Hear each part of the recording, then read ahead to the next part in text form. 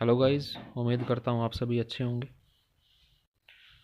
मैं अश्विनी कुमार आज फिर आपके सामने एक इम्पोर्टेंट टॉपिक लेकर तेजस क्लासेस ज़्यादा से ज़्यादा लाइक करें, शेयर करें, ताकि आपके जैसे जो स्टूडेंट्स हैं वो ज़्यादा से ज़्यादा फ़ायदा उठा सकें। इसमें मैं कवर कर रहा हूँ जो एच टेट और HSSC के जो विद्यार्थी हैं उनके जो टॉपिक्स हैं उनसे रिलेटेड क्वेश्चन आंसर्स, जो भी क्वेश्चंस अब तक आए हैं और जो भी आने की संभावना जिनकी रहती है वो सारे के सारे यहाँ डिस्कस करते हैं हम। तो उम्मीद करता हूँ आपको वीडियोज़ पसंद आ रही होंगी, तो ज़्यादा से ज़्यादा सब्सक्राइब कीजिए और शेयर कीजिए और लाइक कीजिए। और जिस भी टॉपिक से रिलेटेड आपको कंटेंट चाहिए वो आप कमेंट सेक्शन में मुझे कमेंट करके बता सकते हैं, तो वो नेक्स्ट डे आपको उसकी एक्सप्लेनेशन उस टॉपिक की मिल जाएगी।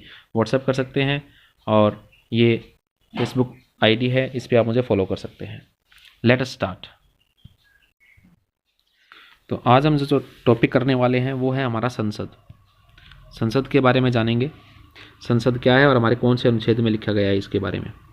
देखिए, संसद है हमारे अनुच्छेद नंबर 79 में, 79 नंबर अनुच्छेद में इसके बारे में बताया गया है कि भारत की एक संसद होगी, संघीय संसद के नाम से जिसको जाना जाएगा, संघीय संसद। उसके बाद अगर हम बात करें तो राज्यसभा, लोकसभा और राष्ट्रपति। अब मैं आपको बता दूं कि संसद जो है 3 अंगों से मिलकर बनी है, और इनमें एक है राज्यसभा, दूसरी है लोकसभा और फिर है राष्ट्रपति। इन तीनों से मिलकर हमारी संसद बनी है। तो राष्ट्रपति के बारे में हम पढ़ चुके हैं पहले, 52 नंबर अनुच्छेद में इनके बारे में एक्सप्लेनेशन दी गई है कि भारत का एक संवैधानिक प्रधान होगा जिसे राष्ट्रपति के नाम से जाना जाएगा। उसके बाद राज्यसभा अनुच्छेद 80 में इसके बारे में वर्णन किया गया है, और फिर लोकसभा अनुच्छेद 81 के अंदर।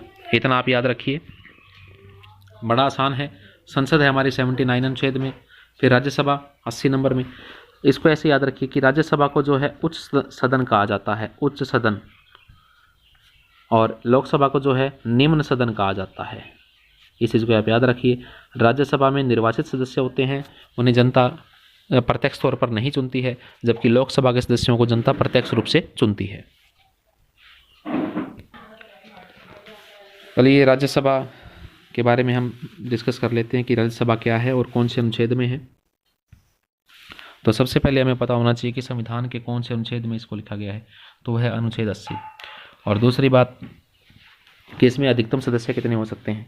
इसमें अधिकतम सदस्य 250 हो सकते हैं, 250, इससे ज़्यादा नहीं हो सकते, 250 से ज़्यादा नहीं हो सकते। वर्तमान में इनकी संख्या की अगर बात करें तो 245 है। 245 में जो 233 है वो संघ की इकाइयों से, यानी कि जो हमारे स्टेट यानी राज्य और जो यूटी हैं, जो यूनियन टेरिटरी, वहाँ से लिए गए हैं। उसके बाद 12 की अगर हम बात करें तो 12 ऐसे सदस्य हैं जिनको राष्ट्रपति मनोनीत करता है। अब राष्ट्रपति मनोनीत करता है 12 सदस्यों को, वो अलग अलग क्षेत्र से होते हैं, जैसे कला, साहित्य, विज्ञान, समाज सेवा और सहकारिता। कला, साहित्य, विज्ञान, समाज सेवा, इनसे संबंधित होते हैं और उनका अनुभव और विशेष ज्ञान होता है। उसके बाद अगर हम बात करते हैं तो इनके जो सदस्य हैं इनका कार्यकाल 6 वर्ष का होता है, 6 वर्ष का। और सबसे बड़ी बात, राज्यसभा जो है वो स्थायी सदन होता है, स्थायी सदन, इसे भंग नहीं किया जा सकता। स्थायी सदन, इसे कभी भी भंग नहीं किया जा सकता, भंग नहीं किया जा सकता इसको। जिस तरह से लोकसभा को हम भंग कर देते हैं, राज्यसभा को भंग नहीं किया जा सकता। 6 साल के लिए इनका कार्यकाल होता है इनके सदस्यों का, और हर 2 साल के बाद, हर 2 वर्ष बाद इसके 1/3 सदस्य जो हैं वो सेवानिवृत्त हो जाते हैं। ऐसा अनुच्छेद 83 के अंदर लिखा गया है।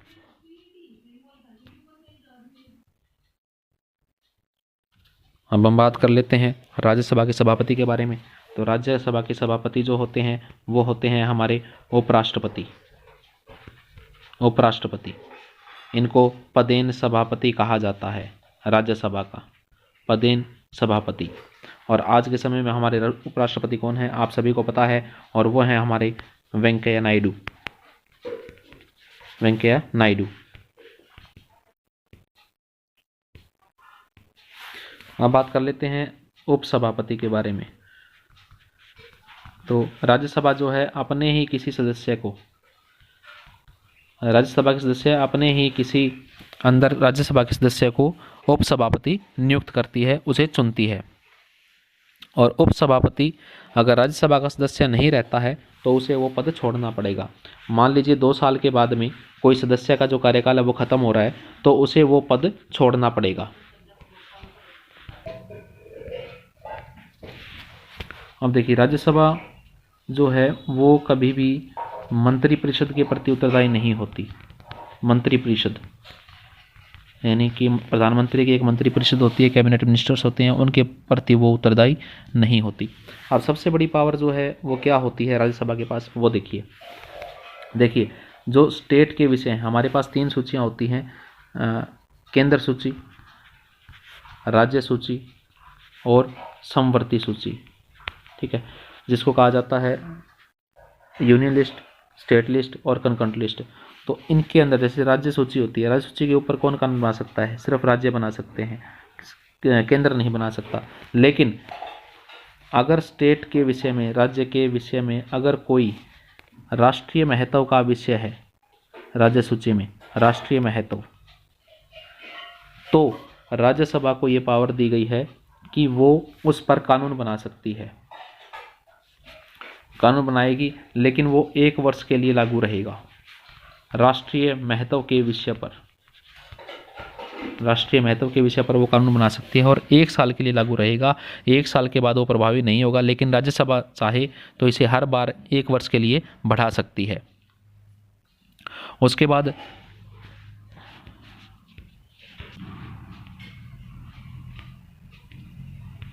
धन विधेयक की अगर हम बात करें, धन विधेयक,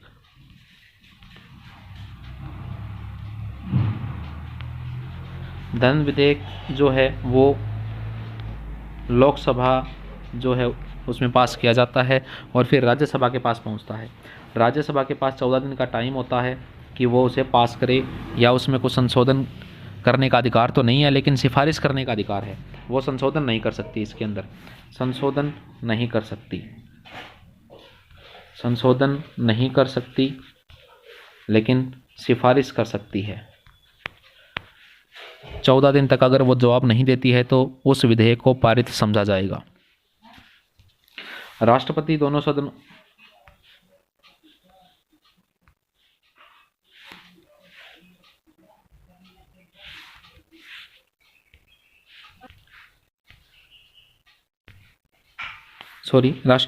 राष्ट्रपति जो है वो वर्ष में 2 बार राज्यसभा की जो सत्र है उसको आहूत करता है, यानी कि हर 6 महीने बाद एक। और कोई कभी भी जो पहले और दूसरे स्तर की जो बैठक है वो 6 महीने से ज़्यादा उसका समय नहीं निकलेगा, सिर्फ 6 महीने बाद हर एक सत्र होना चाहिए, यानी कि साल में 2 सत्र जो हैं राज्यसभा के होंगे और राष्ट्रपति उनको आहूत करेगा, उनके अधिवेशन को। अब हम बात कर लेते हैं कि राज्यसभा, जो पहली राज्यसभा है उसका गठन कब हुआ था। उसका गठन हुआ था 3 अप्रैल 1952 को और पहली बैठक हुई थी 13 मई 1952 को। इसको आप याद रखना। अगर हम बात करें कि राज्यसभा की सबसे ज़्यादा सीटें किस प्रदेश में हैं, तो उत्तर प्रदेश में है। उत्तर प्रदेश में 31 सीटें हैं राज्यसभा की। उसके बाद महाराष्ट्र का नंबर आता है जिनके अंदर 19 है। महाराष्ट्र में, महाराष्ट्र की 19 सीटें हैं। उसके बाद कुछ स्टेट ऐसे हैं जिनकी सिर्फ 1-1 सीटें हैं। और जम्मू कश्मीर की अगर हम बात करें तो जम्मू कश्मीर में 4 सीटें थी। तो अब आप ये मुझे कमेंट सेक्शन में बताएंगे कि अब 2 यूनियन टेरिटरी बन चुके हैं इसके अंदर, वो कौन कौन से हैं और किस में कितनी राज्यसभा की सीटें हैं। टोटल 4 सीट थी राज्यसभा की जम्मू कश्मीर के अंदर। हरियाणा में राज्यसभा की 5 सीटें हैं। अब कुछ स्टेट ऐसे भी हैं जिनका राज्यसभा में कोई प्रतिनिधित्व नहीं है, यानी कि वहाँ से एक भी राज्यसभा सीट नहीं है। तो वो हैं आपके अंडमान निकोबार, एक है आपका चंडीगढ़, फिर है आपके दादर नगर हवेली व दमन दीव। तो ये आपको पता है कि दादर नगर हवेली और दमन दीव को इकट्ठा कर दिया गया है, एक यूनियन टेरिटरी बना दिया गया है और अब टोटल 8 यूनियन टेरिटरी केंद्र शासित प्रदेश हैं। अब आपके सामने ये पता लग गया आपको। और एक है हमारा लक्षद्वीप कि अंडमान निकोबार द्वीप समूह, अंडमान निकोबार है और लक्षद्वीप है, चंडीगढ़, दादर नगर हवेली और दमन दीव, यानी कि इन 4 के अंदर कोई भी राज्यसभा सीट नहीं है। ये था राज्यसभा के बारे में विशेष। अब चलते हैं हमारे महत्वपूर्ण भाग की ओर, जिसका नाम है लोकसभा, जो अनुच्छेद 81 में लिखी गई है। अधिकतम संख्या इसमें 552 हो सकती है, यानी कि 530 जो है वो राज्यों से आ सकते हैं, 20 संघीय क्षेत्रों से यानी कि जो केंद्र शासित प्रदेश हैं वहाँ से, और 2 सदस्य राष्ट्रपति द्वारा मनोनीत किए जाते हैं। वर्तमान की अगर हम बात करें तो 545 सदस्य हैं, 524 जो हैं वो राज्यों से हैं, 19 केंद्र शासित प्रदेशों से है और 2 राष्ट्रपति द्वारा आंग्ल भारतीय वर्ग से आते हैं। तो इनके बारे में जान लेते हैं विशेष क्या है। तो देखिए, संयुक्त अधिवेशन यानी लोकसभा और राज्यसभा, लोकसभा प्लस राज्यसभा, इनको जो है राष्ट्रपति आहूत करता है। राष्ट्रपति बुलाएगा लेकिन अध्यक्षता जो करेगा वो लोकसभा का अध्यक्ष ही करेगा, इन दोनों सदनों की अध्यक्षता। इस चीज़ को याद रखना। उसके बाद अगर हम बात करें कि लोकसभा के लिए जो आयु रखी गई है कि वो कितनी होनी चाहिए, तो वो होनी चाहिए 25 वर्ष। जो 25 वर्ष का व्यक्ति है वो लोकसभा सदस्य बन सकता है। अब लोकसभा में SC प्लस ST इन दोनों के लिए, शेड्यूल कास्ट और शेड्यूल ट्राइब जिनको अनुसूचित जाति और अनुसूचित जनजाति कहा जाता है, जनजाति, उनके लिए आरक्षण की व्यवस्था की गई है और उनको 84 अनुसूचित जाति के लिए, 84 SC के लिए और 47 स्थान जो हैं वो ST के लिए, शेड्यूल ट्राइब्स के लिए निश्चित किए गए हैं और ये परिसीमन आयोग ने किए हैं। और 2001 में एक विधेयक पास हुआ था, उसके अनुसार जो विधानसभा और लोकसभा की सीटें हैं 2026 तक लोकसभा और विधानसभा की जो सीटें हैं उनमें कोई परिवर्तन नहीं होगा। लोकसभा और विधानसभा इन दोनों की सीटों में कोई परिवर्तन नहीं होगा। लोकसभा के सदस्यों का चुनाव आप सबको पता है, प्रत्यक्ष रूप से हम उनको चुनते हैं। उसके बाद अगर विशेष बात करें कि लोकसभा के बारे में विशेष क्या है, तो सबसे ज़्यादा मतदाता वाला लोकसभा क्षेत्र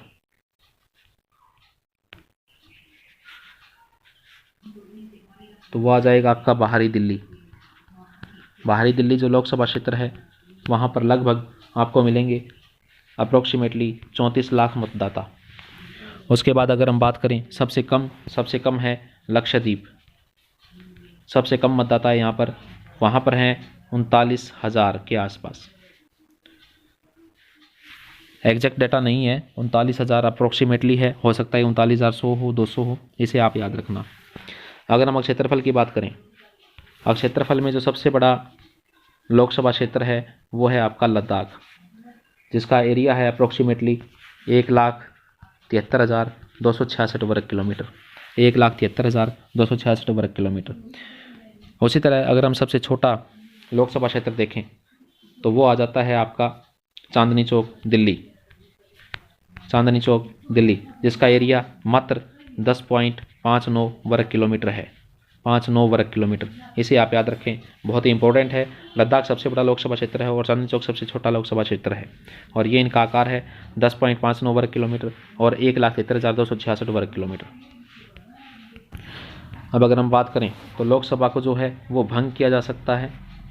इसका कार्यकाल 5 वर्ष के लिए होता है प्रत्येक सदस्यों का, प्रत्यक्ष रूप से इनका चुनाव किया जाता है और जो मंत्रिपरिषद जो होती है वो बनाई जाती है, वो अपना एक अध्यक्ष चुनती है जिसे प्रधानमंत्री कहा जाता है।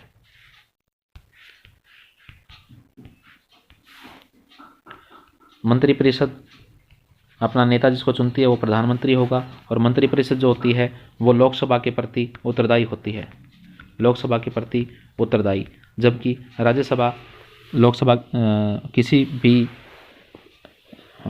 मंत्रिपरिषद जो है वो लोकसभा के प्रति उत्तरदायी होती है, राज्यसभा के प्रति उत्तरदायी नहीं होती। और जब भी आपातकाल लगता है, आपातकाल में आपातकाल में लोकसभा का कार्यकाल बढ़ाया जा सकता है, यानी कि 5 से 6 वर्ष किया जा सकता है। 1 वर्ष के लिए इसे बढ़ाया जा सकता है। फिर 1 वर्ष के बाद अगर फिर भी आपातकाल रहता है तो उसे फिर से 1 वर्ष के लिए आगे बढ़ा दिया जाएगा, लेकिन इकट्ठा ही 2 वर्ष के लिए लागू नहीं किया जा सकता। एक बार में सिर्फ 1 ही वर्ष होगा। 1976 में लोकसभा का कार्यकाल 2 बार 1-1 वर्ष के लिए बढ़ाया गया था। इसे आप याद रखें, 1976 में, यानी कि 2 बार कार्यकाल बढ़ाया गया था, पहले 1 साल के लिए, फिर 1 साल के लिए। अब लोकसभा के अध्यक्ष और उपाध्यक्ष की अगर हम बात करते हैं तो लोकसभा का जो अध्यक्ष और उपाध्यक्ष, लोकसभा अपने अंदर से ही, लोकसभा अपने सदस्यों में से ही इसी को अध्यक्ष और उपाध्यक्ष चुनेंगी। तो सबसे पहले अगर मैं आपको बता दूं कि अध्यक्ष जो हैं वो हमारे ओम बिरला हैं। ओम बिरला, ये हमारी 17वीं लोकसभा चल रही है और उसके अध्यक्ष हैं ओम बिरला। उपाध्यक्ष अभी कोई नहीं है, उनसे पहले थंबी दुरई थे, अभी मई 2020 से उस पद पर कोई नहीं है।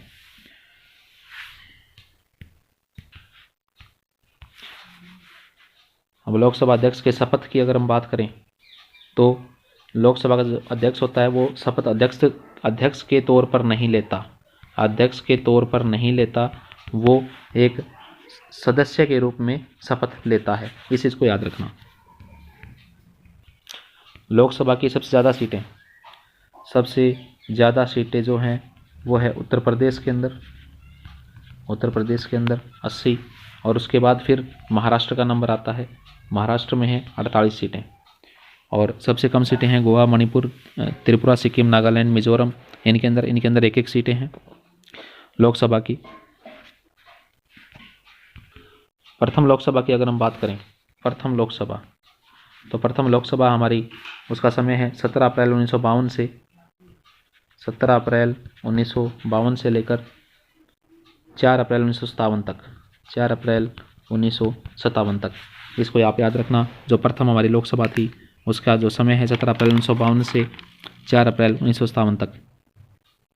और राज्यसभा के बारे में आपको बता दिया गया था कि उसका समय जो है वो था 3 अप्रैल 1952 से लेकर 3 अप्रैल 1952 को वो स्टार्ट हुई थी। उसके पहली बार गठन किया गया था राज्यसभा का, और पहली बैठक जो है 13 मई 1952 को हुई थी।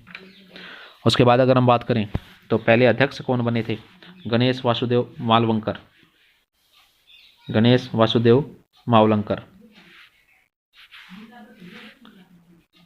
इसे याद रखें, गणेश